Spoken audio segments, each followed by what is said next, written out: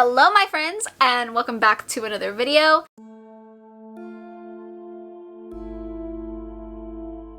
Today is going to be my August wrap-up. Now, August was not my best reading month. I think I read about 17 books, which is a lot, but I just wasn't really interested in a lot of them, and I feel like I had a lot of lower rated books in August than I have been getting recently, so it was pretty disappointing. I wasn't really motivated to read either. I felt like I was kind of in a slump. Nothing really sounded good. I had my TBR that I had to get through, and I think once it came down to the time that I had to read them, I was just like not very interested. So August was a little bit of a struggle. I obviously got all of them read, and I read more books besides my TBR, so I did read a lot. I think I just wasn't really that excited about many of them, so this might be a more of a meh wrap up than usual, but we are going to talk about the 17 books that I read. I'm going to try to go through them as quick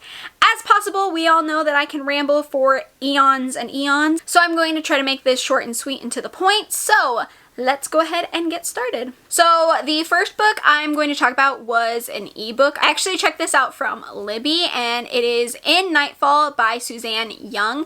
I actually read this for Amy McCaw's book club, the YA book club. I was a part of the live show discussing this book, so I read this one. It's a YA horror. It's supposed to be The Lost Boys meets Buffy the Vampire Slayer. This book is about Theo and her brother Marco, who get in trouble because they throw a really big party. So their punishment is to leave Arizona for the summer and spend it in Nightfall, Oregon with their dad and their grandmother. Their dad actually grew up there, so they're going to learn about the town that he grew up in. But of course, there are vampires among the people in the town. I love YA. I really do.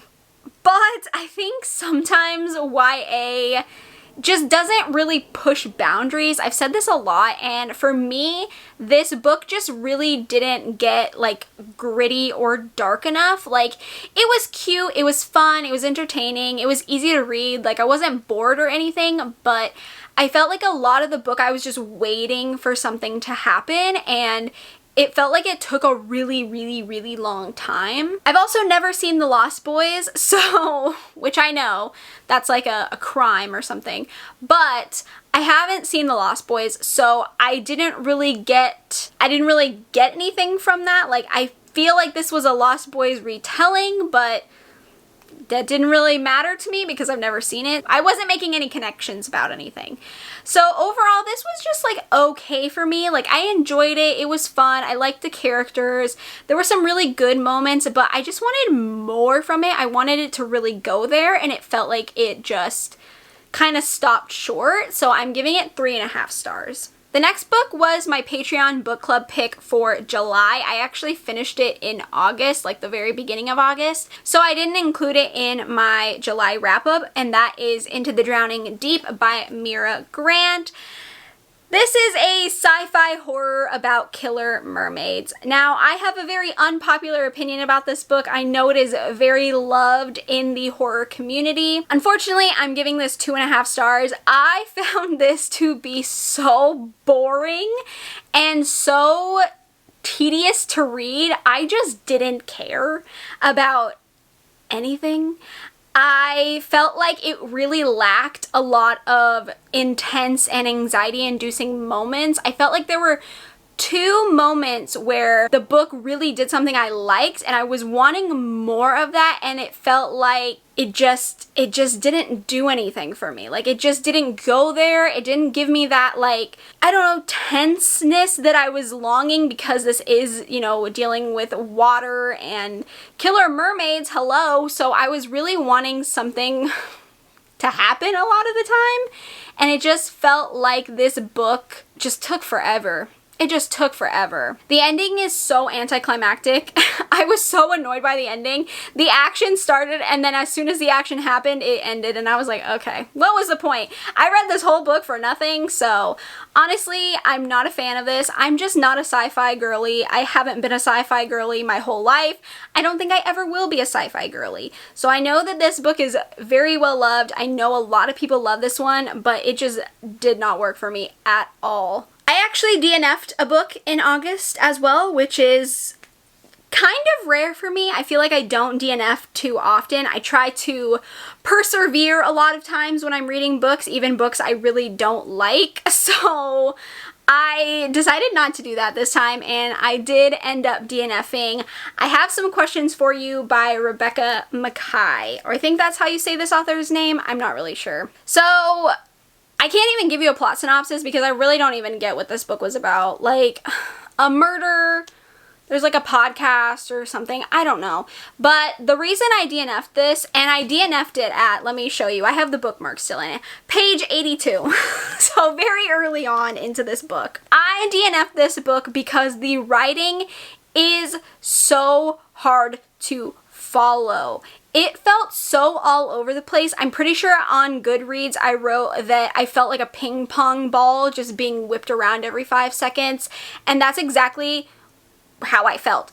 I just would read a paragraph and then it would just switch on me really quick to a different direction and like something about the past. Then we'd be back into the present, and I was like, what is the point of you telling me all this? It just feels like random bits of unnecessary information, and it was so dry and so dense and so boring, and it's a long book. Man, long for me.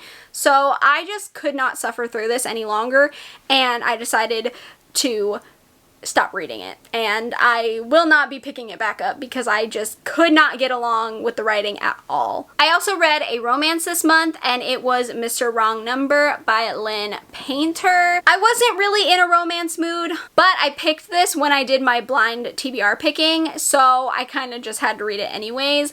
But this is about the main character, Olivia, who basically has just really, really bad luck, and she's going through a bout of her bad luck right now, and she ends up moving in with her brother and his roommate. Now, she ends up getting this text from a wrong number, and this wrong number and her start kind of having this flirtatious banter going on. But what she doesn't know is the wrong number that she has been texting is her brother's best friend. Now, I really, really like the idea of this book. It has a trope that I really enjoy, which is like brother's best friend. I just really like that trope. It's really funny to me. So I like the idea of this book. I like the premise. I think the problem is the main character annoyed me so much. Like, I liked her, but she infuriated me at the same time. I just kind of wanted to be like, would you please stop doing the things that you're doing? The steam wasn't really there. Like, some of the spicy moments, they just felt very lackluster. I felt like you didn't really get a lot out of them. It almost felt like as soon as like the exciting parts were happening, it got cut off super short. So if you really like spice and steam, I don't think this one's really for you. If you like it on the milder side, you might enjoy this. But personally, if I'm gonna read a romance with like spicy scenes, I want it to like go there. Like, I want it to actually get spicy. So that, I don't know, this was just lackluster for me. Overall, this was a fine book. It's not one of the best rom-coms I've read. Like, it was funny. I liked a lot of it, but I'm gonna give it 3.5 stars. It just didn't really do it for me all the way. Next up is Reprieve by James Hahn Matson. This is a book that I've had on my TBR for such a long time, and I almost unhauled it, but I decided to give it a chance, and I have very mixed feelings about this book. This book is about 4 contestants that enter this Quigley house, which is a full contact haunted house, and they are trying to make it to the final part of the haunted house, and if they do succeed, they will win money. However, when they are at the final section of the haunted house, this man comes in and kills one of the contestants.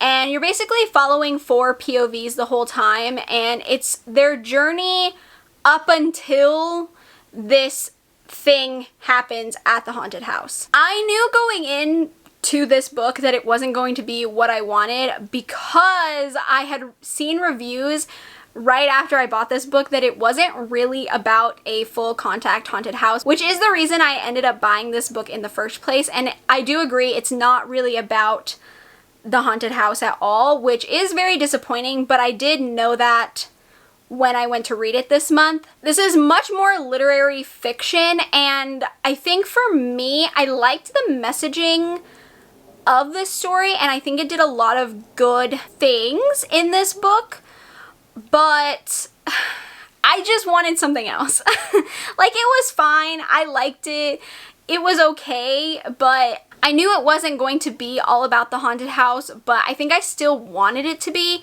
and the twist is interesting. I do like the twist, but I don't think that it was interesting enough to make me love the book after reading it. It was an okay book. I would give it like a 3.5. It was fine. I think a lot of people will really enjoy this one, but I'm not super big on literary a lot of times, so for me, it was just okay. Next up, we have Runtime by Catherine Ryan Howard. Now, Catherine Ryan Howard wrote one of my favorite books of all time, which is The Nothing Man. I love that book with like my entire soul, so I was really excited to read this one. This book is about the main character Adele, who used to star on a soap, and now she can't really get any work, but she gets this opportunity to be the actress for this psychological horror movie that is being filmed, and of course she takes this opportunity and she thinks it's perfect. The movie is being filmed in like the middle of nowhere in Ireland, and it's very like creepy and isolated and spooky, and when she gets there, things start getting a little weird. I'm so sad that I didn't like this. I wanted to like it so much. I think the premise is really cool. I really enjoy Catherine Ryan Howard's writing, and I think it could have been good, but it was so predictable, and it just felt so meh when everything was revealed. Like, even though I predicted a lot of it, when the reveals happened, I was just kind of like, this is dumb. Like, I don't care. This is too obvious. It's not, like, high stakes enough for me. It just felt so mediocre in terms of a thriller, which makes me so sad. I really wanted to love this one, but unfortunately, I will be giving this one a 3-star. Next up, we have a middle grade horror, and that is The Halloween Moon by Joseph Fink. This is about the main character, Esther, who has just recently turned 13, and because of her age, her parents have decided that she is too old to go trick-or-treating. Now, Esther loves Halloween. She eats, breathes, sleeps, lives Halloween 24/7, which I love about her because me too. And so she's devastated by the news that she can't go trick-or-treating. So she decides to sneak out with her best friend to go trick-or-treating anyways, and when they go trick-or-treating, things are very weird and not quite right. I am so sad that I didn't love this one either, because I have been in such a middle grade horror mood recently after finishing the Small Spaces Quartet, which I loved. I have been wanting to read more middle grade horror, so I was actually really excited to pick this one up, but it was just not very fun for me. I wanted to love it, but I wanted more horror out of it. It felt very like cutesy and like funny and like goofy, but I wanted to really lean into the horror and be more creepy, and for me it just didn't go there. I know it's a middle grade, but like I said, the Small Spaces Quartet, super creepy. I think middle grade can be so creepy, and so I wanted this to be like that, and it just lacked so much of the horror elements that I wanted from it. I think I'm giving it 3.5 stars. I was very disappointed. I just wanted it to be scarier, I guess. I don't know. I'm just sad I didn't love it. I have 4 volumes of vampire manga because I was kind of feeling like vampires at the beginning of this month.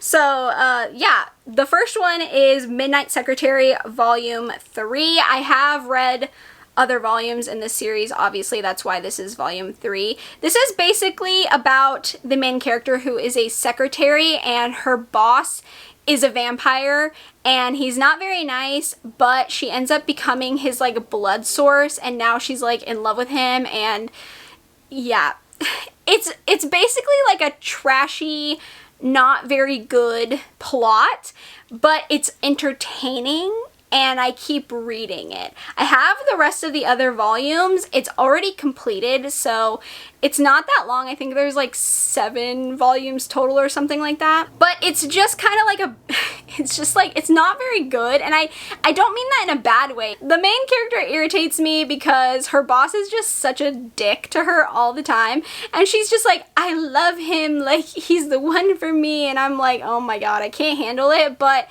it's addicting, I can't look away from it, and it's just a little bit of fun for me, so I will be finishing this series, obviously, but yeah, it's not good. And so far, I've given the other volumes 4 stars, so I'll probably just give this one 4 stars as well, because I rate manga by the series, not by the volume. Next up, we have volume 1 of Fangs. Justin actually bought this for me for Christmas. I have volumes 1 and 2. This is a boys love manga, and this is about the main character, N.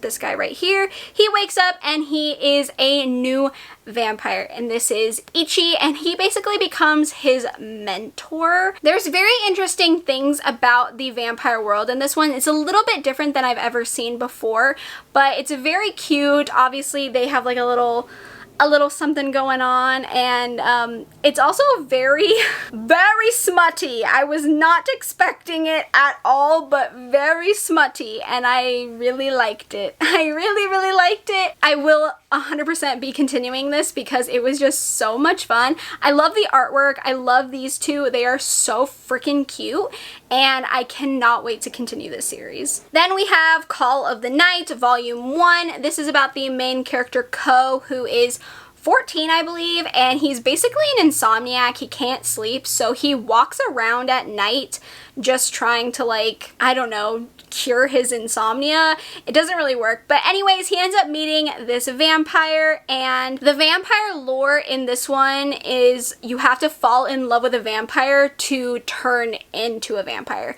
So that is his new mission. He wants to fall in love with her so he can become a vampire. This one's okay. It wasn't anything spectacular for me. It wasn't anything like mind-blowing. So far I'm giving it like a 3.5. I'll see where the series goes, but I'm not like super invested in this one as of right now. It just felt okay. It was just a little average. I don't know. It was interesting in terms of the vampire lore, but everything else just felt average. Oh, and I actually don't know what I'm rating this one. I forgot to tell you, but I actually don't know what I'm rating this series so far. So, and the last manga I have is My Dear Curse Casting Vampiress. This was actually sent to me, which I've never had manga sent to me before, but I got a bunch sent to me and it was really cool. I was really excited. But this is one of them, and this was very fun. This is about the main character. He works for this like special forces to take down vampires because the city is basically overrun with them. And there's this urban legend about this lady vampire who uses her powers to defeat other vampires, and he goes on a mission to find her, and he does, and they are now teaming up to rid the city of these evil vampires. And there's also kind of a romance going on between them.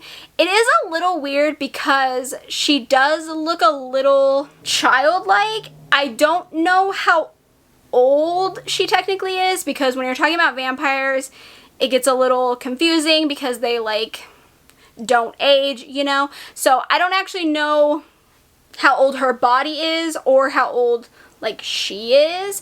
So that's a little questionable for me right now, but so far it's very cute, very fun. Not what I expected at all, but I would probably continue the series for sure, and I would give this volume 4 stars. Next up, I have Graveyard of Lost Children by Katrina Monroe. This was sent to me by Sourcebooks and Poisoned Pen Press. This is about the main character, Olivia. When she was 4 months old, she was almost killed by her mom because her mom thought she was a changeling. And now Olivia and her wife are about to give birth, but Olivia is kind of going through very similar things as her mother did in the past. Now, I don't think it's a secret how I feel about pregnancy horror or books about motherhood. It's just a very hard topic for me to connect with because I am not a mother and I do not want to be a mother. So I do have a very hard time connecting with this kind of horror. It is a little bit hard for me. And this one, I really wanted it to be horror. I wanted it to really, really go there. And I feel like there are a lot of creepy moments in this story, and I feel like it had a really good setup, and I felt like it was very promising. However, you can definitely tell this is more of a metaphor for postpartum depression, and it's a very real thing. It's a very serious topic. It's a topic that definitely needs to be talked about, and I feel like it's finally getting a little less taboo to talk about nowadays, but we still have a long way to go. I think books like these are great, and I think they're important. I think just for me, if I'm gonna read a book about motherhood or about like children, I want it to be like Rosemary's Baby or like full-on horror, you know, like demonic children, like evil children. And for me, this was just too much of like a metaphor about postpartum depression. I just wanted it to be more horror. I wanted it to really go there, and it just didn't. I think a lot of people will love this book. I think a lot of people will connect with this book. I think it's a good book for those people. I think just for me, it doesn't quite work. So I am going to give it 3.5 stars. Speaking of Rosemary's Baby, the next book is A Delicate Condition by Danielle Valentine. This was also sent to me by Sourcebooks Landmark. This is actually the book that is the inspiration for the new season of American Horror Story, Delicate. This is a very interesting book. This is a just more modern version of Rosemary's Baby. So this book is about the main character, Anna, and she is an actress, and her and her husband are going through IVF to get pregnant because she really, really wants to be a mom. She really wants to have a baby. However, some weird things begin happening. Her appointment dates start getting changed on her, so she either shows up at the wrong time or misses it completely almost. She sees someone following her. Things are being left out around her house that she knows she didn't leave out. And of course, her husband just doesn't really believe her. Shock, shock, shock. So I love Rosemary's Baby. I loved Rosemary's Baby a lot. It's one of my favorite horror classics. I was super surprised that I actually enjoyed it as much as I did. So when I saw this was like a new modern take on Rosemary's Baby, I got really excited. And hearing that it was the inspiration for the new American Horror Story did pique my interest, even though American Horror Story I have a love-hate relationship with because I don't usually love the show a lot of the times. So I don't know if I'll actually be watching that season, but I might check it out just because I have read the book. But I actually think this was really well done. And I think a lot of people that do enjoy Rosemary's Baby will like this book because a lot of the changes that were made I feel like are a lot of criticisms surrounding Rosemary's Baby. I totally get the criticisms around Rosemary's Baby, so I did like seeing this author tackle them and kind of tweak them a little bit to fit the more modern times, and it was really fun. I actually really liked this one. It obviously reminded me of Rosemary's Baby, duh, but I think it stood on its own and it felt like its own book. It didn't just feel like a full-on copy and paste. You can definitely see the similarities, you can see the connections, you can see where the inspiration came from, but it does feel like its own book, and I liked that a lot. And I really liked the ending of this one as well. I still like Rosemary's Baby a little bit better just because it's Rosemary's Baby, but I am giving this one 4 stars. Next up is As the Wicked Watch by Tamron Hall. This is about a crime reporter named Jordan who kind of gets obsessed with this case involving a young black girl who goes missing and then is found murdered. And she kind of gets very deep and involved in the investigation. Now, I am not the biggest fan of thrillers that focus on police perspectives or journalists' perspectives or reporter perspectives. I don't know. They just aren't really for me a lot of time. I don't like the way they're written a lot of times, and I just am not, I don't know, I'm just more interested in like an average person telling the story than someone who has like that kind of job. But I have to say that I really like the way Tamron Hall wrote Jordan, and obviously it's because Tamron Hall has a lot of experience in this space of work. So I think that the way the character of Jordan was written was really well done, and it was a lot better than many books with this kind of perspective that I've seen. So I actually enjoyed this a lot more than I expected to. I will say there's not a lot of twists or like surprising parts about this book. It feels very cut and dry. It feels like you're just kind of following the plot point for point for point, and then it's just like the end, which isn't necessarily a bad thing, but personally I do enjoy twists in my thrillers. That's just something I look forward to because I like to see if the author can, you know, pull one over on me. So I think if you enjoy that, you might enjoy this book.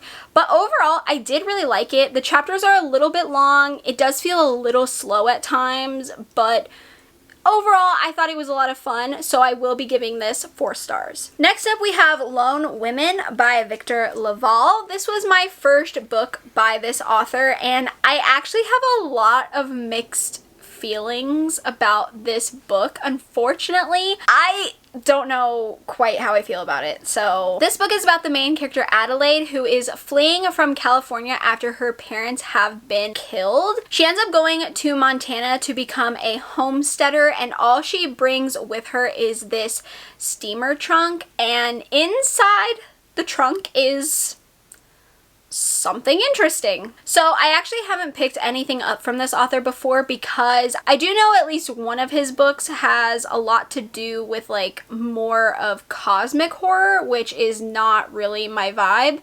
So I went with this one to start with, and I actually enjoyed the first half a lot. I'm not a big historical fiction person, but I didn't mind the historical setting. I didn't absolutely love it just because it's not really my thing, but I didn't hate it. And the first half of this book is very interesting. It kept me intrigued, and I wanted to know what was going on, and I really liked Adelaide. But I have to say that the second half, it feels a little bit disconnected from the first half for me. It just went in a direction that I wasn't quite sure about, and I don't know if I really liked the reveal and what the steamer trunk, you know, ended up having inside of it. I just don't think it really was for me. It's not my kind of story. However, I absolutely love this author's writing. It's very easy to read. It's very like just super engaging, and it just like, I don't know, it was just super fast and quick. The chapters were really short. So I really liked the way the book was written. And towards the end, there's a section that feels a lot like Slewfoot, which I liked as well, but I'm not sure overall how I feel about it. I'm kind of tottering between a 3.5 and bumping it up to a 4. I feel like a 3.5 is more accurate for how I feel about the overall story, but because I liked the writing, I might go to a 4. I'm not really sure, but I don't know. This one's very confusing for me. The last 2 books that I am going to talk about were actually my favorites of the month. The first one is Wrong Place, Wrong Time by Gillian McAllister. This thriller surprised me. I did not expect to like this one. I haven't heard too much about it, but I have seen a lot of people talk about it. I just didn't know what people were saying. But I decided to buy it the last time I made a book purchase because a lot of thrillers have been disappointing me lately, and this one just sounded a lot different than the usual thriller I pick up, so I felt like this one, it had a higher chance of getting me intrigued. But this is about the main character who is a mother, and she is waiting up for her 18-year-old son to come home, and she's kind of worried about him, and she's like looking out the window, and she's just, you know, she's anxious for him to arrive home. And when she starts seeing him coming home, she sees him walking, she sees another man, and she watches her son kill this man. And after that happens, she ends up going back in time to try and figure out why her son did it and try to fix it. This has a trope that I actually enjoy. I like that whole Groundhog's Day, reliving a certain amount of your life to change the outcome in the present day. I like that kind of trope, so if you don't, I don't know if you will enjoy this, but I personally do. So for me, this one was really fun. It just felt very different. I felt very invested. I was invested in the characters and what was going on. I was like, what's going on? What's happening? I need to know. I feel like I devoured it very quickly. It's a very quick and easy read, I think. Like, it's very fast paced and the chapters aren't very long at all. I'm actually gonna give this 4.5 stars. I'm taking off a half star only because I did guess like one of the twists. Not that that's like super big of a deal because a lot of the twists I didn't get, but I did guess one twist fully and I guessed half of a twist like a little earlier on. But also I did kind of just want it to be a little, not that it's not high stakes, but I thought it was going to be something different. So I was a little surprised that it went in the direction that it did. But overall, in the end, I actually really liked it, and I liked the way everything turned out, and it was just really good. I was really impressed. I ended up getting the newest book from this author, Another Missing Person, or Just Another Missing Person. I can't remember what it's called, but I got that from Book of the Month, so I'm actually really excited to read that one as well because this was so surprising for me. The last book that I have to talk about, this probably is my favorite of the month. I might end up bumping this one to 5 stars because of how much I loved it. This one is actually my Patreon book club for the month of August, and it was Battle Royale. I do not know how to pronounce this author's first name, but their last name is Takami, so I'm so sorry, but I do not know how to pronounce it. I probably should have looked it up. I did not think about it, so that's my fault. But yes, this book, oh my god, actually talking about it kind of makes me want to cry because I had so many emotions while reading this book. So this story is about 42 students in a junior high class, and they are given weapons and they are told to battle to the death because they are a part of this program and they need to kill each other and have one lone survivor. Obviously, it sounds a lot like The Hunger Games. I know that there is like a whole discourse about the fact that like The Hunger Games is like a copy of Battle Royale and blah blah blah blah. I'm not going to talk about that because I absolutely love The Hunger Games. I am a Hunger Games girly through and through. I read that in high school. I reread it a few months ago. I will never stop loving The Hunger Games. But that being said, I love this too, and I actually think they are very different.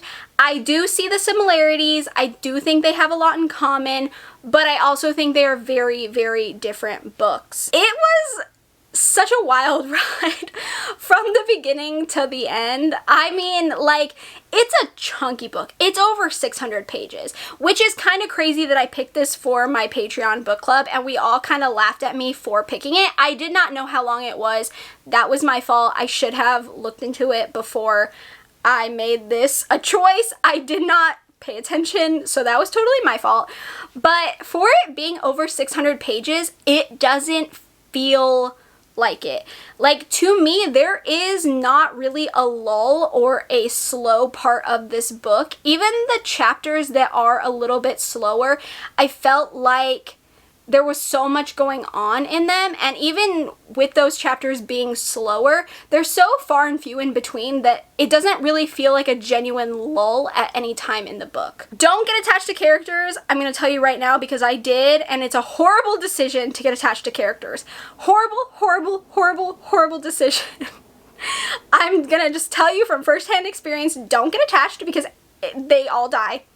Like, literally everyone you love is gonna die. It's just terrible. But that being said, I loved this. It was bloody. It was intense. I was freaking out while reading it because Justin read it before me. He read it on audiobook, and then I started reading it after he had already finished. So he was like waiting for my reactions about certain things, and I was having like full-on meltdowns because I was like, what's happening? What's going on? Oh my god, what? I was having just like visceral reactions to this book. The ending, not gonna say much about it, but the ending made me upset. I liked it, but it made me upset for one reason. If you read the book, you probably know what the reason is, if you feel the same way I do, I guess. But the one reason, that one reason, makes me not want to give it 5 stars. And you're probably thinking, Erin, you're being ridiculous. I know, okay? I know I am. This is very much a 5-star read, okay? I'm just being dramatic. But like, part of me does want to knock it off half a star because of that one thing that made me very, very, very, very, very sad, okay? Will I probably give it 5 stars? Probably, because I loved it. I actually think we haven't had the live show as I'm filming this right now, so we're gonna have the live show in my Patreon soon, like on Monday. I'm filming this on a Saturday, so when this goes live, we'll have already had it, but I am fairly positive that I'm gonna rate this the highest out of the whole group because I don't think everyone loved it as much as I did. Which is so funny, but I have a feeling like I'm like obsessed with it. So yeah, I will probably be giving it 5 stars, okay? Okay, it's probably a 5-star. I loved it. One of my favorite books of the year, 100%. Yeah, I can see myself rereading it, which is insane for me because I don't reread books. So if that tells you anything, there you go. All right, my friends, that is going to do it for my August wrap up. I read some not great books. I had a lot of duds this month, as you can tell. I wasn't excited about a lot of them. We had some 4 stars in there, and then we had 2 like really standout books, but overall it wasn't my best reading month in terms of like quality. Quantity, it was still up there with my typical, you know, number, but quality-wise, it was a little lower than normal. If you have read any of these and you want to let me know your thoughts on any of them down below, feel free to do so. If you also want to let me know your favorite and least favorite book of August, I would love to hear about your reading month, how it went, if you had like really good books, if you had, you know, not such a great reading month. I would love to hear all about it in the comments down below. If you enjoyed this wrap-up, if you enjoy my wrap-ups in general, feel free to give me a thumbs up. That way I know and I can keep providing you with wrap-ups in the future. If you haven't already, feel free to subscribe to my channel. I also have a Patreon linked down in the description box in case you want to join. We can become friends, talk about books, horrifying books, thrilling books, romance books, manga, all that good fun stuff. And with that being said, I hope you are having a great day, night, morning, afternoon, wherever you are, and I will see you in my next video. Bye!